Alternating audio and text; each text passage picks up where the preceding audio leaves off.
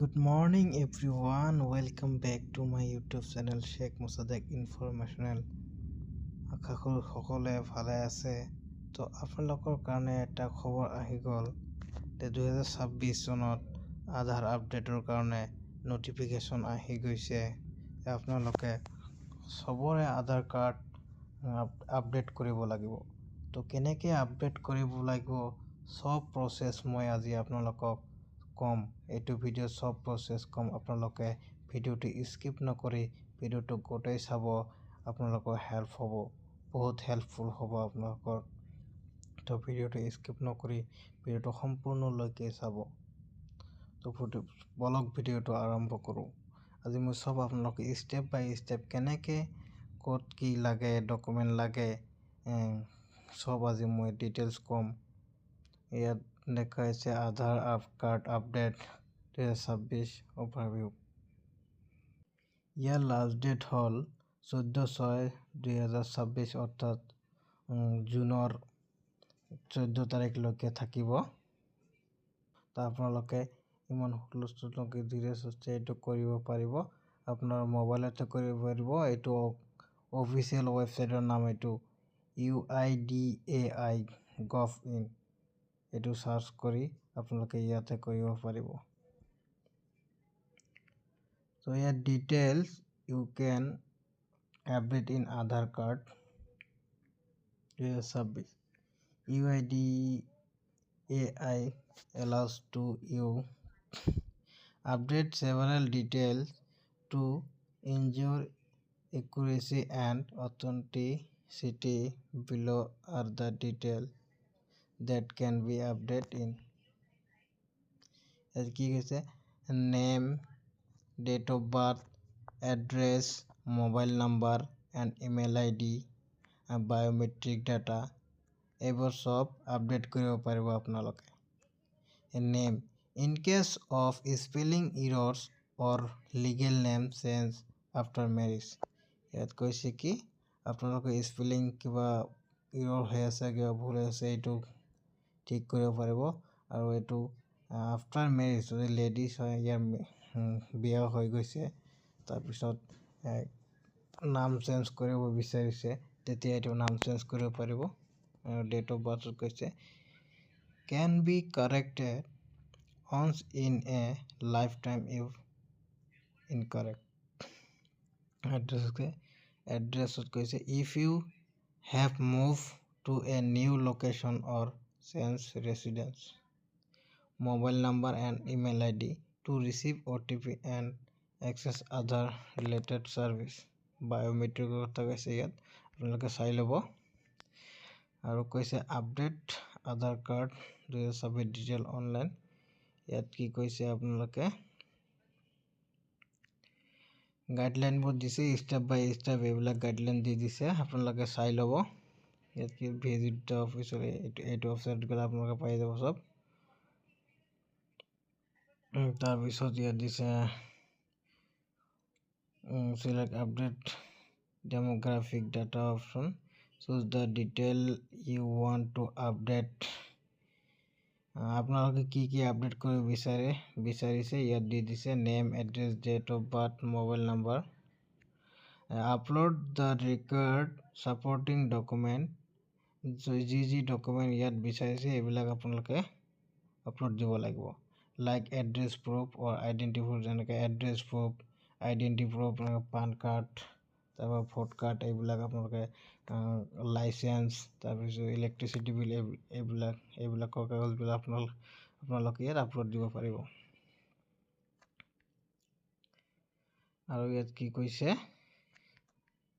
আপোনালোকে কৈ আছোঁ how to update Aadhaar card offline. আপোনালোকে অফলাইনতো এইটো আপডেট কৰিব পাৰিব।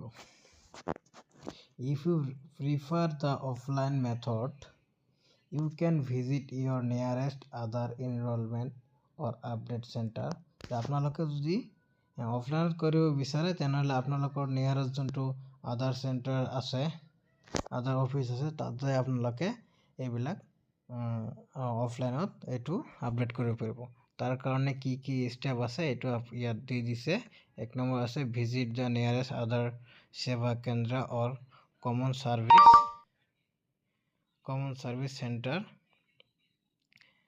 তাতে যাব লাগিব। তাৰপিছত দিছে fill out the Aadhaar update form, এটা ফৰ্ম যাব, এই ফৰ্মটো ফিল আপ কৰিব লাগিব। তাৰপিছত 3 নম্বৰকে submit the form along with valid proof document, যি ডকুমেণ্ট তাত লাগিব এইটো দিব লাগিব, ভেলিড এইটো এড্ৰেছটো ভেলিড প্ৰুফ হ'ব লাগিব।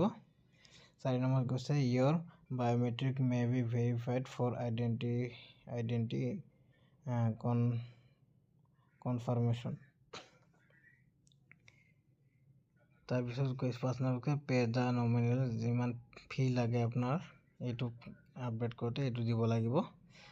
তাৰপিছত 6 নম্বৰকে you will receive an acknowledgement slip with a URN for status checking, এটা একনলেজমেণ্ট আপোনালোকে পাব, তাত URN নাম্বাৰটো থাকিব, এইটো দি আপোনালোকে ষ্টেটাছটো চেক কৰিব পাৰিব। তাৰপিছত কি কৈছে documents required for Aadhaar card update, কি ডকুমেণ্ট লাগিব আধাৰ কাৰ্ড আপডেটৰ কাৰণে। To successfully update Aadhaar details you must provide valid documents as proof the following are commonly accepted, আপোনালোকৰ কি ডকুমেণ্ট লাগিব ইয়াত আপডেটৰ কাৰণে, এই চব ভেলিড প্ৰুফ হ'ব লাগিব ডকুমেণ্টবিলাক। তো আমি ইয়াত চাওঁ কি ডকুমেণ্ট লাগিব ইয়াত। ফৰ এড্ৰেছ আপডেটৰ কাৰণে আপোনাক পাছপৰ্ট চাইজ ফটো লাগিব, তাৰপিছত এইটো পাছপৰ্ট লাগিব আৰু voter ID, electricity bill, bank statement আৰু ৰেচন কাৰ্ড। মই এইবিলাক আগতে কৈ দিছোঁ, আকৌ কৈ আছোঁ এইবিলাক। আৰু ফৰ নেম আপডেটৰ কাৰণে কি লাগিব আপোনাৰ PAN card, passport or gazette notification in case of name change. তাৰপিছত আছে ইয়াত for date of birth update, birth certificate লাগিব আপোনাৰ, SSLC চাৰ্টিফিকেট অৰ পাছপৰ্ট। তাৰপিছত মোবাইল নম্বৰৰ কাৰণে লাগিব আপোনাৰ, মোবাইল নম্বৰৰ কাৰণে আপোনাৰ ডকুমেণ্ট নালাগে ইয়াত। আপোনাৰ কি কৈছে no document is required only biometric verification, আপোনাৰ এইটো ফিংগাৰপ্ৰিণ্ট এইটো দি দিলে এইটো আপোনাৰ নম্বৰটো তাত চেঞ্জ কৰা যাব। ইয়াত কি কৈছে আকৌ important tips for Aadhaar card update, ensure your mobile number is linked to Aadhaar for OTP based verification, upload clear and valid document to avoid rejection, you can track your Aadhaar update status online using the URN, regularly check for update on the official UIDAI portal, এইটো আপোনালোকে check কৰিব পাৰিব। চ' এইখিনি আছিল, আপোনালোকে এইটো দিছে how to check Aadhaar update status online, এইটো গো টু ইয়াত ৱেবছাইটটো দি দিছে মাই আধাৰ UIDAI.gov.in, এইটো ৱেবছাইটত গৈ আপোনালোকে চেক কৰিব পাৰিব আৰু ইয়াতে এপ্লাই কৰিব পাৰিব। আপোনালোকে যদি এড্ৰেছ চেঞ্জ কৰে, মোবাইল নম্বৰ চেঞ্জ কৰে, আকৌ যদি আপোনালোকে এইটো ডেট অফ বাৰ্থ চেঞ্জ কৰিব বিচাৰে তেনেহ'লে এইটো ৱেবছাইটত গৈ আপোনালোকে চেঞ্জ কৰিব পাৰিব। তো আপোনালোকৰ ভিডিঅ'টো চাই কেনেকুৱা লাগিল, যদি ভিডিঅ'টো চাই আপোনালোকৰ ভাল লাগিছে তেন্তে ভিডিঅ'টো এটা লাইক কৰি আৰু এটা শ্বেয়াৰ কৰি দিব, আপোনালোকৰ বন্ধুসকলক শ্বেয়াৰ কৰি দিব আৰু চেনেলটো ছাবস্ক্ৰাইব কৰি ল'ব আৰু এনেধৰণৰ ভিডিঅ' আগত আপোনালোকৰ মাজত আৰু আহি থাকিব। তো আজি ইয়াতে শেষ কৰিলে ভিডিঅ'টো আৰু পৰৱৰ্তী ভিডিঅ'ত আপোনালোকৰ লগত দেখা হ'ব। বাই।